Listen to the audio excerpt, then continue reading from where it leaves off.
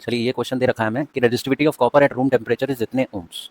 Resistivity हमें दे रखी है, यानी रो की वैल्यू हमें दे रखी है कितनी है 1.7 इंटू 10⁻⁻⁸ ओम मीटर।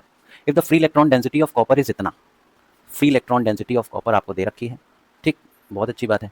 कितनी दे रखी है 8.4 इंटू 10⁻28 पर मीटर क्यूब। इलेक्ट्रॉन डेंसिटी को हम इससे कर रहे हैं, ठीक है। और क्या दे रखा है, find the relaxation time. Relaxation time का मतलब टाउ आपसे पूछ रहा है।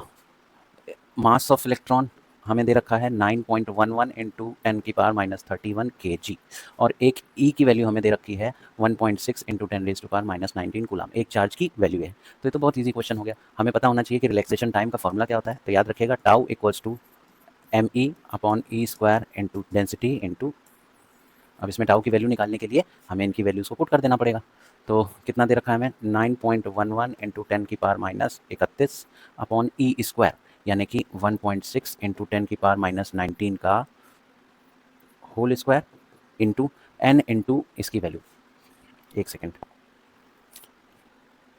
तो इसको हम क्या और मल्टीप्लाई कर सकते हैं, इसको हम और मल्टीप्लाई यहाँ पे लिख देते हैं इसको साफ साफ।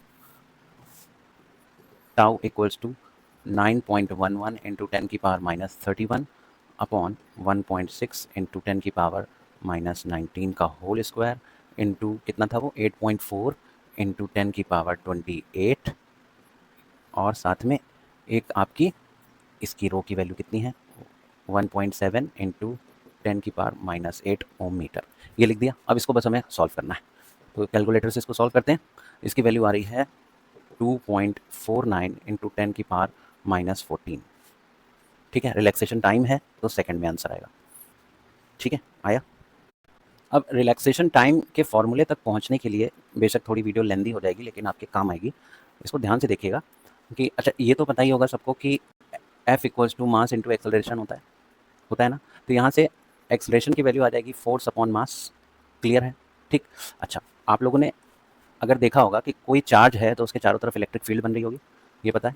तो इलेक्ट्रिक फील्ड हमने ई वेक्टर ऐसे दे दी, एक्सटर्नल इलेक्ट्रिक फील्ड है। इलेक्ट्रॉन जो है जो फोर्स एक्सपीरियंस करेगा वो F equals to Q E होता है, F equals to Q into ई।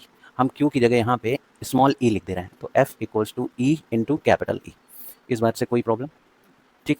तो ये तो आपकी F की वैल्यू आ गई, ये उठा करके हम यहाँ पे रखेंगे, ठीक है। ये फोर्स एक्सपीरियंस करेगा क्योंकि चार्ज जो है जब किसी एक्सटर्नल फील्ड में रखा जाएगा इलेक्ट्रॉन, तो वो इतना ऑपोजिट डायरेक्शन में, क्योंकि इलेक्ट्रॉन के अंदर नेगेटिव चार्ज होता है, तो वो एक नेगेटिव फोर्स को यानी कि ऑपोजिट डायरेक्शन में फोर्स को एक्सपीरियंस करेगा। F इक्वल्स टू माइनस का ई इंटू कैपिटल ई, ये वैल्यू उठा के F की जगह रखते हैं, तो minus E into capital E upon M. ये किसकी वैल्यू आ गई हमारी, एक्सेलरेशन की वैल्यू आ गई। We have a equals to minus E capital E upon M, this is the value of acceleration.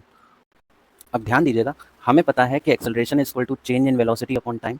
क्या होता है, acceleration equals to change in velocity divided by time होता है, ठीक। तो इस टाइम को हम रिलैक्सेशन टाइम टाउ कर दें, और इस वेलोसिटी को हम ड्रिफ्ट वेलोसिटी वी डी कर दें, तो कोई प्रॉब्लम। यहाँ से क्या फॉर्मूला बन जाएगा, acceleration equals to V D upon tau बना, ठीक। तो यहाँ से वी डी की वैल्यू कितनी आ गई, ड्रिफ्ट वेलोसिटी की वैल्यू आ गई ए इंटू टाउ, ठीक है। अब इस ए की जो वैल्यू हमने यहाँ पे निकाली है यहाँ पुट कर दें, इसको स्क्रॉल करना पड़ेगा थोड़ा सा। तो जब हम इसको यहाँ पुट करेंगे तो हमारी ड्रिफ्ट वेलोसिटी हो जाएगी माइनस का E into capital E upon M into tau, ये आ गई। इसमें कोई प्रॉब्लम। अच्छा एक चीज़ और हमें पता है कि अगर किसी कंडक्टर में जिसकी लेंथ एल है, उसके अंदर अगर हम इलेक्ट्रिक फील्ड या वोल्टेज प्रोवाइड करते हैं, पोटेंशियल डिफरेंस वी को अप्लाई करते हैं, तो एल लेंथ के अंदर इलेक्ट्रिक फील्ड जनरेट हो जाएगी। उस इलेक्ट्रिक फील्ड को कैसे हम दिखाएंगे, वोल्टेज और लेंथ के रिस्पेक्ट में, यानी एक ऐसा फॉर्मूला बताना है, एक ऐसा रिलेशन बताना है जिसमें वोल्टेज और लेंथ आए। तो electric field is given by equals to V by L, ये पता है हमें। अच्छा अब ये जो हमारी इक्वेशन वी डी की आई है, ठीक है, इस वी डी की इक्वेशन में अगर हम एल से मल्टीप्लाई और एल से डिवाइड कर दें तो कोई प्रॉब्लम नहीं, ठीक। फिर इस ई की जगह यहाँ से हम वी बाय एल रख दें, तो V D equals to minus का ई अपॉन एम, साथ में नीचे एल लिखा हुआ है, और ई की जगह हमने रख दिया capital V upon L into tau into L, ठीक।